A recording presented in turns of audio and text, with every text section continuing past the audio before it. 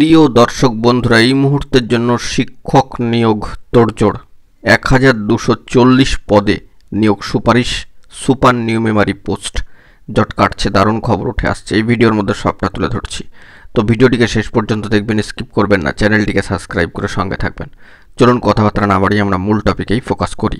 বন্ধুরা, যে বিষয়টি জানা যাচ্ছে, রাজ্যে প্রায় 26,000 শিক্ষক শিক্ষাকর্মীর চাকরি বাতিলের মধ্যেই কিন্তু ভালো খবর বলা যেতে পারে। জট কিন্তু কাটছে। স্কুল স্তরে 1240 জন শারীরশিক্ষা ও কর্মশিক্ষার শিক্ষক শিক্ষিকারা নিয়োগপত্র পেতে চলেছেন, এই মর্মে খবর আপডেট উঠে এসেছে। রাজ্য মন্ত্রিসভায় 2022 সালে সিদ্ধান্ত মতো সুপার নিউমেমারি পদ তৈরির ক্ষেত্রে সিবিআই তদন্ত বাতিলের মঙ্গলবার নির্দেশ দিয়েছে সর্বোচ্চ ন্যায়ালয়, সুপ্রিম কোর্টের সম্মানীয় প্রধান বিচারপতি মহাশয়ের বেঞ্চ।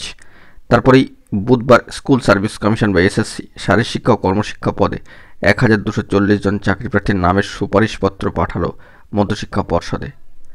রাজ্যের শিক্ষক শিক্ষাকর্মী নিয়োগ দুর্নীতির মধ্যেই অত্যন্ত ভালো খবর এই সুপার নিউমেরিক পোস্টে যাবতীয় বিষয়াদিকে কেন্দ্র করে। স্কুল শিক্ষা দপ্তর 2022 সালে 19 মে বিজ্ঞপ্তি জারি করে বিভিন্ন স্তরের সুপার নিউমেমারি পদে নিয়োগের কথা জানিয়েছিলেন। প্রসঙ্গত এখানে উল্লেখ্য, বিকাশ ভবনের সম্মানীয় কর্তারা বলছেন, সংশ্লিষ্ট শারীরশিক্ষা ও কর্মশিক্ষা শিক্ষকদের স্কুলে নিয়োগের জন্য কাউন্সেলিং করে সুপারিশপত্র আগেই দেওয়া হয়েছে।